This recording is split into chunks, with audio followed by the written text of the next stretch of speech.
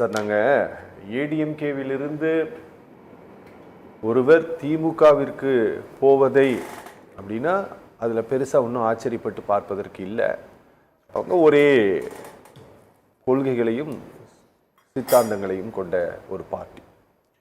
ஆனால் ஒரு முறை கூட தேர்தலை சந்திக்காத ஒரு கட்சி, தன்னுடைய பலம் என்ன அப்படின்ட்டு நிரூபிக்காத ஒரு பார்ட்டி.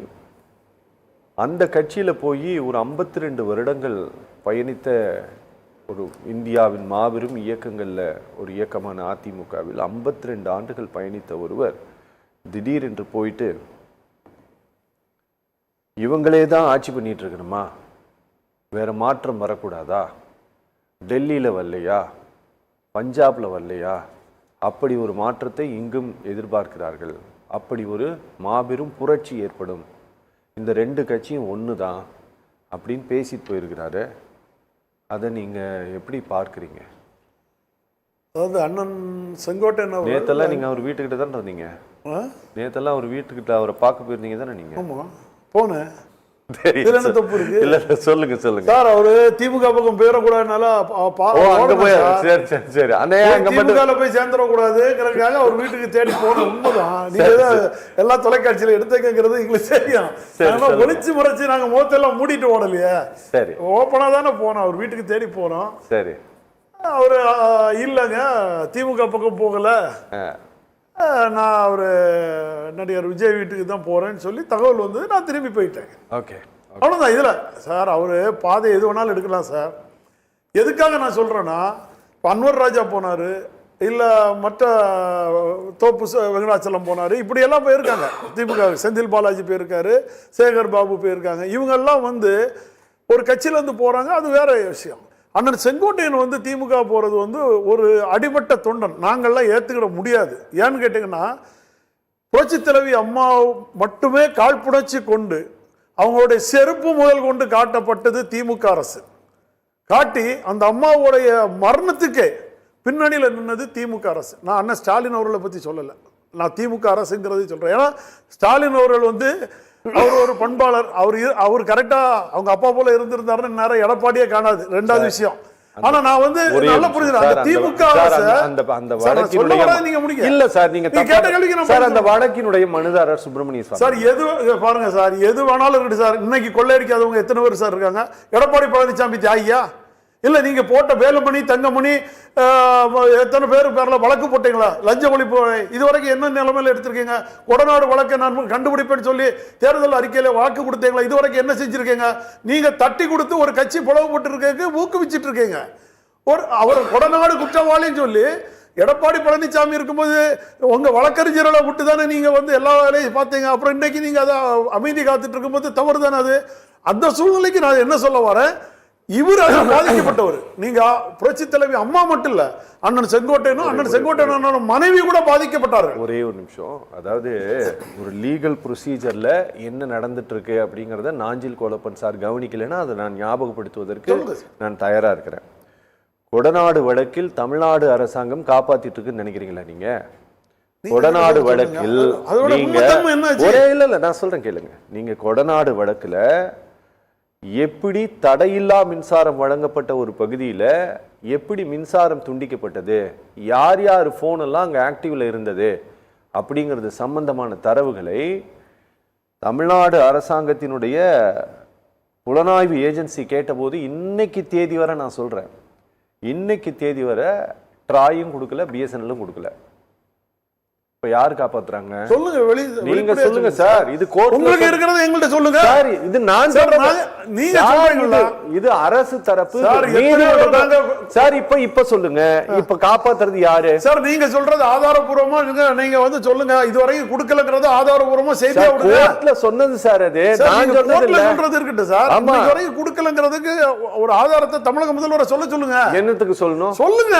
அதெல்லாம் சொல்லிட்டு எல்லாம் இருக்க மாட்டாங்க சார். அதனாலதான் இப்போ நாங்க எங்களோட இன்வெஸ்டிகேஷன் process டெய்லி வந்து உட்கார்ந்து உங்களோட processing இருக்கட்டும் சார். நீதிமன்றத்தோட இருக்கிறது நாங்க வந்து அதை சொல்றோம். நீங்க சொன்ன வாக்குறுதிகளை தான் நாங்க கேட்டுட்டு இருக்கோம். மக்கள் அதை தான் எதிர்பார்ப்பாங்க.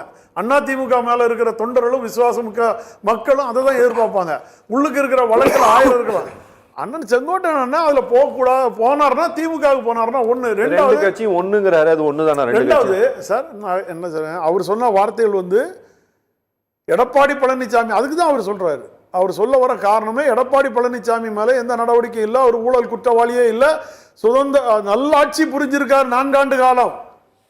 அண்ணன் ஸ்டாலின் அவர்கள் கொண்டு போய் கவர்னர்கிட்ட மனு கொடுத்தது, இவங்க மேல ஊழல் பட்டியல் கொடுத்தது, இந்த 4 ஆண்டு காலம் காணலையே.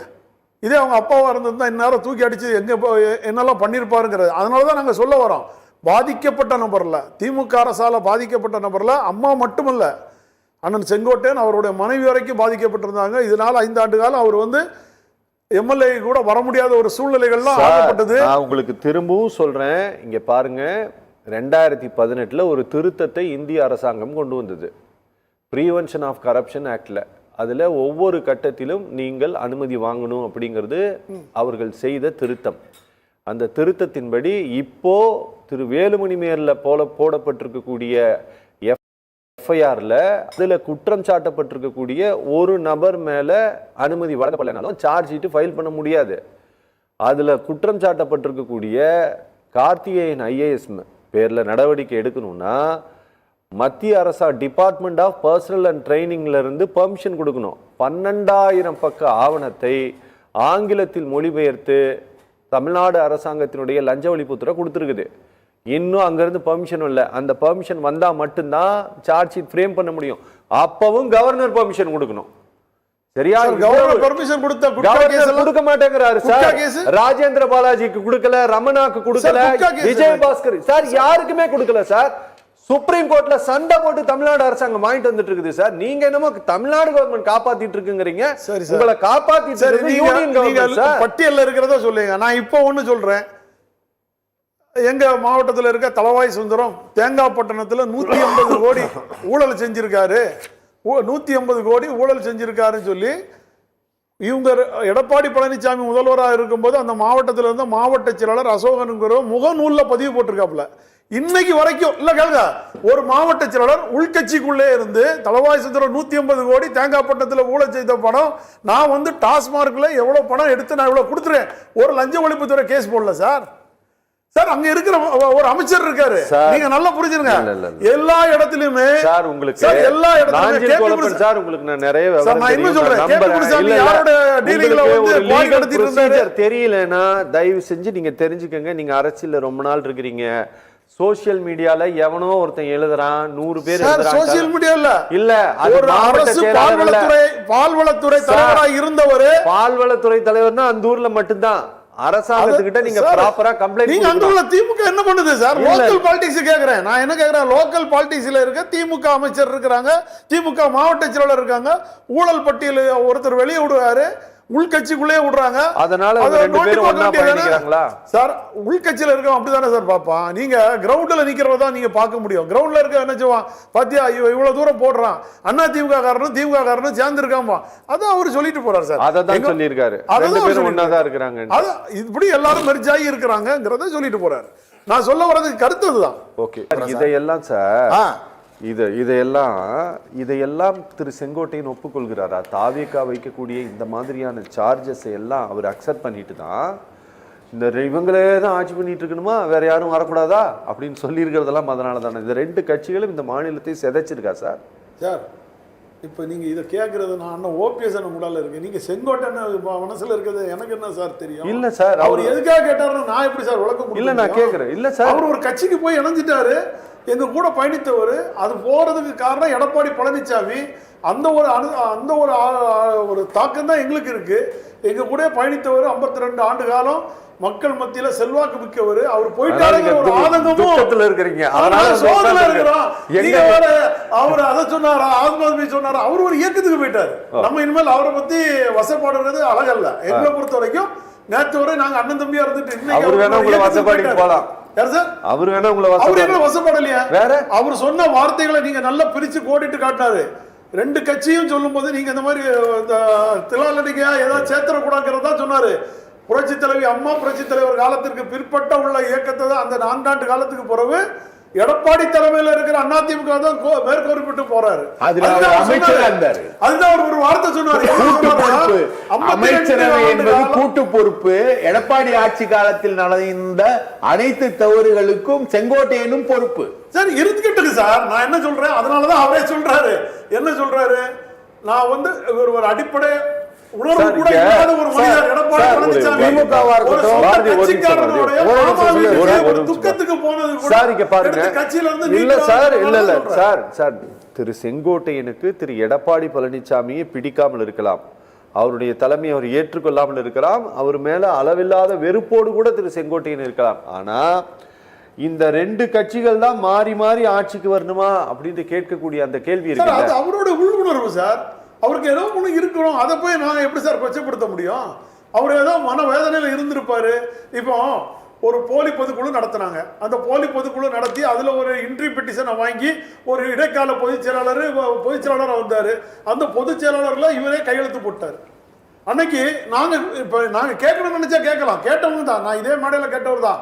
அன்னைக்கு அண்ணன் எடப்பாடி பழனிசாமியை பத்தி இவ்வளவு தூரம் பேசுற அண்ணன் அன்னைக்கு ஜூலை 23 நடந்த பொதுக்குழுல அண்ணன் ஓபிஎஸ் அவர்கள் ஒருங்கிணைப்பாளராக இருக்காரு. அவர் அவ்வளவு பேர் வசைப்பாடி தண்ணீர் பாட்டில் எடுத்து அடிக்கும் போது அண்ணன் பார்த்துட்டு இருந்தீங்களா? அன்னைக்கு எங்களுக்காக ஒரு ஆதரவு கொடுக்கலையேங்கிற ஆதங்கம் எங்களுக்கு உண்டு. ஆனா இன்னைக்கு அவருக்கு தனக்கு பட்டாதான் சார் வழி தெரியுது. அவர் அந்த வழியோட வெளியில போயிட்டார். ஓகே, வருகை இல்லாமல் வெளியேற்றம் மட்டுமே நடந்து கொண்டிருப்பதை அதிமுக தொண்டர்கள் இருக்காங்கல்ல, அவர்கள் மத்தியில இது ஏதாவது ஒரு மன சுணக்கத்தை ஏற்படுத்தியிருக்காங்க? 100% சார். நான் இப்போ சொல்றேன், சும்மா செங்கோட்டை என்னன்னா சாதாரணமாக நீங்கள் இடம் போட முடியாது. ஏன்னா அவர் 91 இருந்து புரட்சி தலைவி அம்மாவுக்கு 3 பேர் அணியில் அவர் ஒன்று, கண்ணப்பன் ஒன்று, அழகு திருநாகரசு, இந்த 3 பேர் தான் 30 அணியாட்டு வந்து எல்லா மாவட்டத்துக்கும் நியமித்தவங்க, கழக பொறுப்பு எல்லாத்தையும் பார்த்தவங்க. அப்படி ஒரு இருந்தார். 2012 வரைக்கும் அம்மாவுடைய ப்ரோக்ராம் எல்லாமே பார்க்கறது எடுக்கிறது எல்லாமே அவர் தான் இருந்தார். ரெண்டாவது அம்மா வந்து அது ஒரு சில ஃபேமிலி இஷ்யூஸ், அவருடைய பர்சனல் விஷயங்களால் அவருக்கு வந்து மந்திரி பதவியை மாற்றினாங்க. ஆனால் எம்எல்ஏ சீட்டு கொடுத்தாங்க, 2016 கொடுத்தாங்க. கொடுக்கலன்னா சொல்லலை, அவர் மேலே ஒரு அன்பு பாசம் உண்டு, இல்லாமலாம் அம்மா எதுவும் பண்ணலை. ஏன்னா அவர் வந்து ஆரம்பத்திலேருந்து அம்மாவோட பயணித்தவர், எங்களுக்கு தெரியும். அந்த ஜார்ஜிய காலத்திலே இதே பார்ட்டி ஆஃபீஸுக்கு முன்னாடி உட்கார்ந்துட்டு இருக்கும்போது, அப்போ அன்னைக்கு தேவாரம் சார்லாம் இருக்கும்போது நாங்கள் கன்னியாகுமரியிலேருந்து வந்து தங்கியிருந்தோம். கட்சி ஆஃபீஸை உடைக்க வேண்டிய கட்டாயங்கள்லாம் வரும்போது அன்னைக்கு உள்ள சூழ்நிலைக்கு செங்கோட்டையன்லாம் கூட இருந்தார், கஷ்டப்பட்டார், எல்லாம் செஞ்சார். எங்களுக்கு அந்த மன வருத்தங்கள் என்னன்னா, அவர் பின்னாடி இன்னைக்கு தமிழ்நாட்டில் இருந்து அதிமுகவில் இருக்கிறவங்க எல்லாம் கலந்துருவாங்க. அப்புறம் எடப்பாடி பழனிசாமி யாரை வச்சு அரசியல் பண்ணுவார்? இந்த அதிமுக எங்கே போய் காப்பாற்ற போவீங்க? இந்த அதிமுக காப்பாற்ற தான் நாங்கள் இந்த உரிமை மீட்பு குழுவை கழகமாக்கி நாங்கள் போராடுறோம். Okay okay.